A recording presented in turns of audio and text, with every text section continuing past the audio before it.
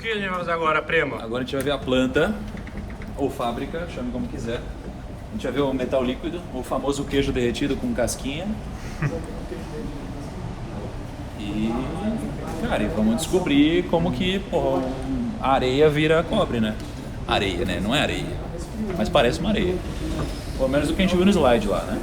Tudo começou há 7 meses atrás, quando eu estava gravando ali o meu Rumo ao Milhão, que é o quadro em que eu invisto todos os meses um dinheiro na prática. E nesse quadro especialíssimo eu gravei com o Luiz Barsi, uma das pessoas que eu mais admiro no mundo dos investimentos aqui no Brasil. E dentre os vários assuntos que a gente conversou, um deles foi Paranapanema, uma empresa que já foi tão famosa na bolsa, né? Tantas pessoas conhecem e tem tantos olhares diferentes para ela. E por que a gente parou nesse assunto? Porque o Barsi tinha comprado ações de Paranapanema, isso daí se tornou público, né? Ele falou, inclusive, sobre o como é só aquela planta que Paranapanema tem já deveria valer mais do que a empresa como um todo. Isso me chamou muita atenção. Só que ao invés de eu ir lá e comprar ações de Paranapanema ou seguir uma dica de outra pessoa, eu segui o meu grande princípio de não busque conselhos e sim conhecimento. Então eu conversei com a Paranapanema e eles me abriram as portas, isso me deixou feliz demais, para que eu pudesse conhecer a empresa como um todo. Porque do que eu, um profissional no mercado financeiro, entendo sobre cobre? Não sei, só sabia da cor do cobre, né? E aí eles me abriram as portas e eu fui até Salvador com o Kaique e a gente gravou tudo, a gente gravou todo o processo de como que funciona a fundição do cobre, como que funciona o negócio, né? Eles me deram acesso a entrevistar o presidente da companhia, diretores da companhia e eu pude conhecer um pouco mais sobre o business. Então eu posso falar com muito mais propriedade sobre como isso funciona e eu junto isso tudo com os estudos do Primo, que eu fiz já da Disney. Se você quiser ver os estudos do Primo da Disney, é só você clicar aqui. Então eu puxei números, puxei informações para que você entenda o que tem por trás do ticker, né? Porque o pessoal olha, PMAN. Nossa, mas ok, o que é PMAN? Ah, Paranapanema. Tá, mas o que é Paranapanema? Então quando você vai até lá, você conhece um mundo novo. E eu trouxe para você hoje imagens, informações, entrevistas e números para que você possa conhecer de fato o que é Paranapanema e para que você possa tomar uma decisão de investimentos baseada na sua opinião com as minhas informações que fui até lá buscar para você, certo? Então, vamos pro vídeo.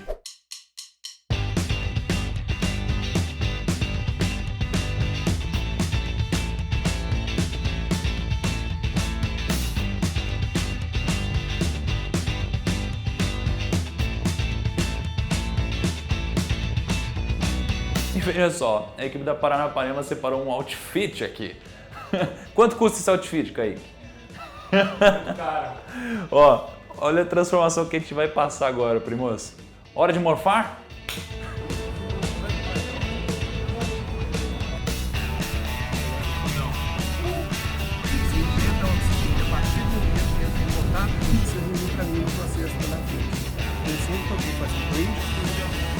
E agora aqui, ó, essa placa que vocês estão vendo, tem 99,5%.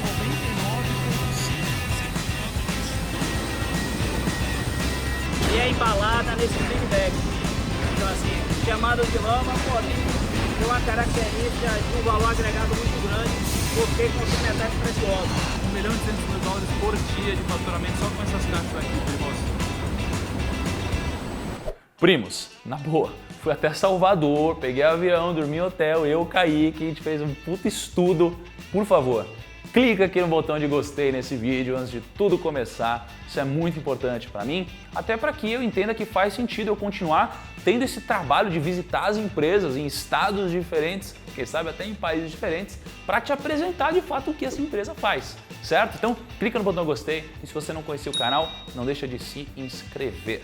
Bom, primeiro vamos falar do ramo de atuação da empresa. Para a gente não perder nenhuma palavrinha aqui, a Paranapanema atua na fundição e no refino de cobre primário e na produção de semimanufaturados de cobre e suas ligas. E aliás, veja só, a Paranapanema é a maior produtora brasileira não integrada de cobre refinado, vergalhões, fios trefilados, laminados, barras, tubos e conexões. Quando eu li isso daqui pela primeira vez, eu fiquei pensando, pô, o que é um refino de fato? né? Como você refina cobre. E para resumir todo o processo, a Paranapanema vai lá e ela compra um bolo, né, que é tipo um pozinho assim, com um pouco de cobre. Então você pega esse pó, né, não é pó, eu estou chamando de pó para você entender, você deve estar vendo as imagens aí, e esse pó ele tem um percentual de cobre dentro dele. Esse pó é o concentrado de cobre, né? E nesse concentrado de cobre ele tem mais ou menos de 24 a 28%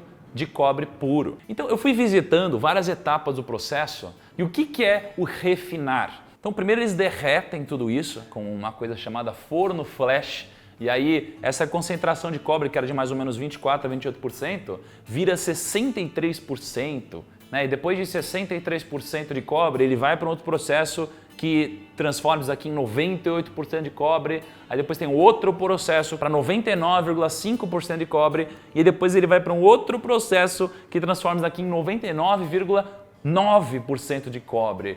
É muito puro, e é quase impossível, se é que não é impossível mesmo você ter algo que tem 100% de cobre. Se você ainda não sabe para que é usado cobre, relaxa, até o final do vídeo você vai entender e como a empresa ganha dinheiro e tudo mais. Então eu perguntei para eles, pô, mas por que eu tenho que gastar tanto dinheiro a mais na empresa para transformar isso daqui que já tem 99,5% de cobre nesse material que vai ter 99,9% de cobre?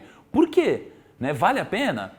E eles falaram que vale, porque imagina o seguinte, o cobre ele é um ótimo condutor elétrico, né? Então você tem na sua casa provavelmente várias coisas de cobre aí nos bastidores, aí dentro das paredes, ok?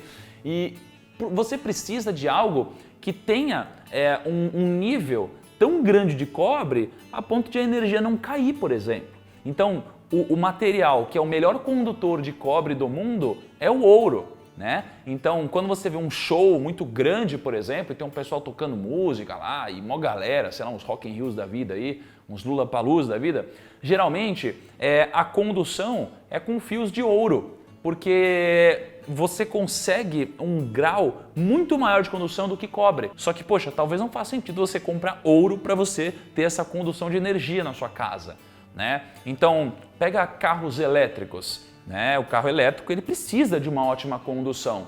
Então, partindo do pressuposto que nos próximos anos exista um crescimento de carros elétricos, é importante que você tenha cobre disponível para comprar. Então, esse tipo de coisa faz a Paranapanema se tornar atrativa para quem acredita nisso. E, de fato, nos próximos anos, é muito possível que o carro elétrico ele seja mais barato do que o carro a gasolina, o carro a álcool. Né? Então, você imagina você poder pegar seu carro lá e colocar na tomada para carregar.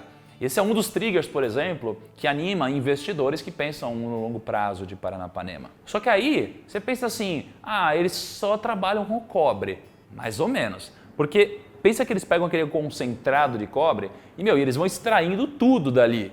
Só que nisso que eles vão extraindo, e tem uns sacões assim que eu visitei, que eu olhei para esses sacões, e eles têm tipo ouro dentro. Eles têm prata, eles têm vários outros metais muito preciosos que têm um grande valor. Eles também, no processo de refino do cobre, eles extraem ácido sulfúrico também.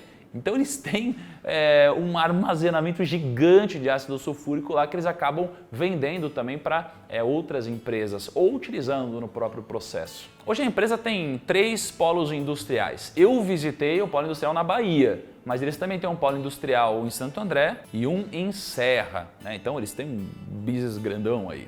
E eles têm um centro de distribuição também em 3 grandes pontos. Eles têm um em São Paulo, um na Bahia e um no Rio de Janeiro, que faz toda a logística de distribuição do material. Eles não vendem só para o Brasil, 58% das exportações acontecem para a Europa, veja só. Só que tem muitas coisas que deixam o investidor um pouco preocupado. Né? Quando você investe em uma companhia, você quer lucro. E a Paranapanema ela tem receitas muito grandes, receitas muito fortes.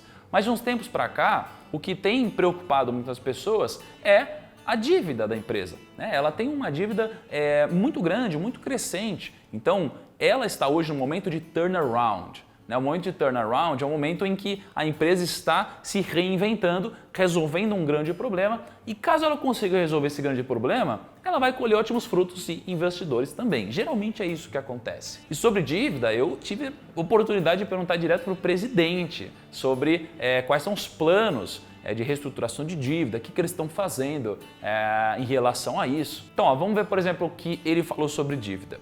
Cada empresa tem uma situação, tem uma história, e o caso específico da Paranapanema, a história é uma história bastante bonita, porque é uma empresa de 59 anos de idade, mas que viveu grandes ciclos de altas e baixos, né? O último ciclo foi em 2016, foi exatamente quando eu entrei. Então, era uma empresa que precisava uma reformatação quase que geral. Havia uma situação que estava persistindo já desde 2015, que levou a Paranapanema a um aperto de liquidez, fruto de variáveis macroeconômicas que afligiram a operação da Paranapanema no Brasil. A primeira fase da minha agenda de trabalho era recuperar a solvência financeira da empresa. Para isso, a gente precisava do comparecimento de acionistas através de novos aportes, que com estes aportes nós conseguiríamos também atrair os bancos para uma solução que permitisse uma recomposição da estrutura de capitais da empresa, que era a condição precedente para as novas etapas. Pois bem, essa etapa de reconstrução financeira, ela durou até setembro de 2017, quando nós assinamos um amplo acordo de reestruturação que envolveu a entrada de sócio estratégico, a capitalização dos acionistas existentes, a reestruturação das dívidas, de 88% das dívidas da companhia no longo prazo, conversão de parte dessas dívidas em equity e a divisão dos credores em dois grandes grupos. O grupo dos credores que eram os chamados acessistas, os que tinham ACCs, e os demais credores que tinham outros tipos de crédito com a companhia, que foram todos reunidos num único bloco de financiamento novo, reestruturado por um prazo longo. Nós também obtivemos nessa reestruturação o que eu chamo de um bônus de balanço, que foi uma negociação de um período de carência para a amortização de principal de 30 meses. Ou seja, a Paranapanema só começa a amortizar a principal da dívida reestruturada em março de 2020. E esses 30 meses foram necessários para que nós entrássemos na fase 2 da nossa agenda, que era a fase da operação, era debruçar sobre as questões operacionais para recuperar, de fato, a companhia do ponto de vista operacional, que geraria o caixa para que a gente reorganizasse, então, todo o fluxo da empresa daqui para frente. Aliás, vale ressaltar um fato relevante que a Paranapanema soltou no dia 15/2 de 2019, foi recente, e eles disseram que eles devem abaixar, no longo prazo, a relação de dívida sobre EBITDA, que hoje está em mais ou menos 22 por aí, para entre 1,5 e 2 vezes. Se eles conseguirem fazer isso, é um cenário muito interessante. Uma coisa que me chamou muito a atenção também é que eu participei de uma apresentação que eles fizeram em que eles mostraram o que eles estão fazendo com a fábrica, para que a fábrica se torne mais produtiva. E eles mostraram que eles investiram para que ela se transforme em algo mais eficiente, eles já estão mais eficientes, então a capacidade ociosa deles tem diminuído, porque eles estão produzindo mais. Uma informação direto da história da Bolsa aqui é que a Paranapanema foi fundada em 61 e em 71 ela abriu capital na Bolsa. Dali para frente as coisas começaram a se acelerar pra caramba. Já vou falar dos números dela, mas primeiro como que está a composição acionária dela. 19% do capital dela está na mão de pessoas físicas. Você tem 17% na mão da Caixa, 20% na mão da Previ, e aí você tem esses outros percentuais que você está vendo na tela. Falando de histórico da Paranapanema na Bolsa, em 2001, dia 28 de dezembro, ela custava uns R$6 a ação de Paranapanema. Ela chegou a bater R$ 42,50 em 2007.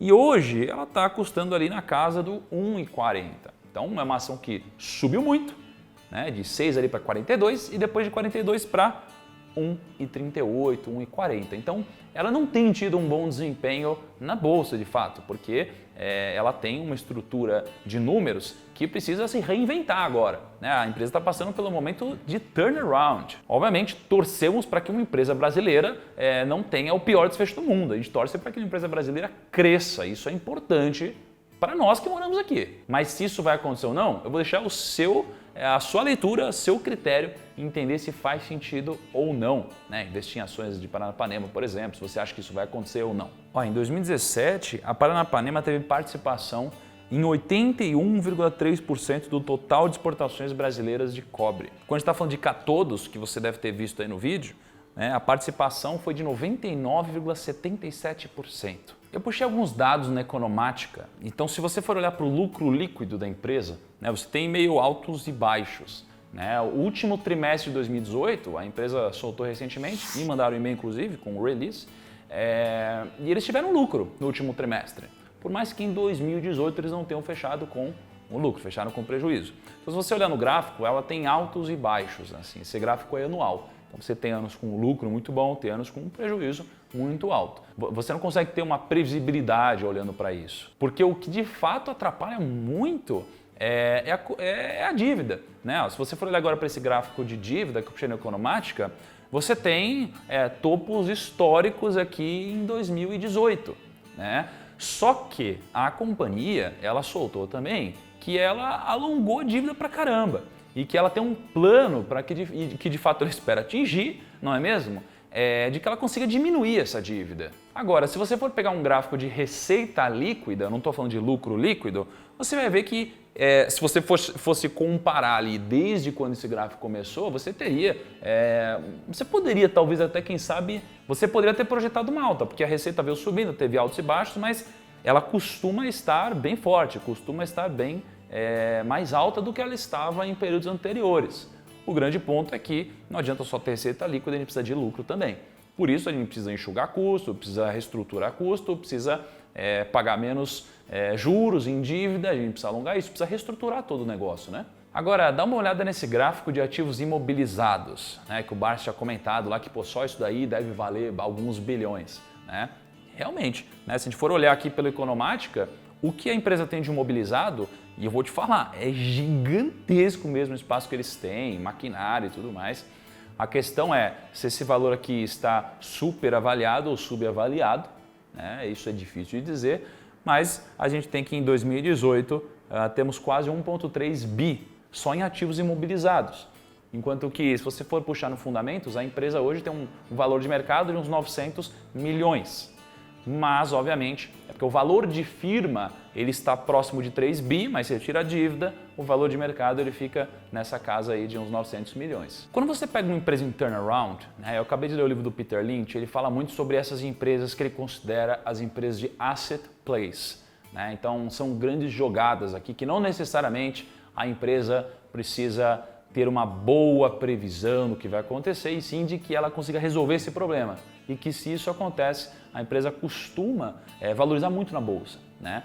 Porque hoje muitas pessoas estão céticas, estão com medo, vê uma dívida muito grande, né? Vê uma estrutura frágil de certa forma.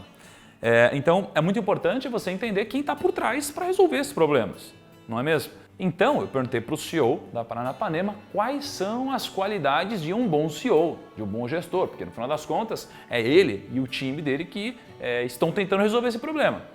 Então eu perguntei e ele me deu uma resposta interessante. Dá uma olhada aí. Acho que a principal qualidade de um bom executivo, primeiro, é a adaptabilidade, capacidade de entender os ambientes e os cenários e sobretudo, influenciar positivamente as pessoas na direção dos objetivos principais. Primos, deixa aqui embaixo qual que é a próxima empresa que você gostaria de conhecer, para que eu entrasse em contato com eles, para que eu pudesse os visitar e de fato te dar mais informações, para que você como investidor possa olhar para aquele ticker, para aquele código da bolsa como um negócio, como uma empresa e não como um mero número. Primos, eu queria um feedback incrivelmente, brutalmente real sobre esse conteúdo. Deixa aqui nos comentários o que vocês acharam e o que eu posso fazer melhor da próxima vez. E não deixa de me colocar a sugestão de qual empresa você quer que eu visite no próximo momento, certo? Grande abraço, até o próximo.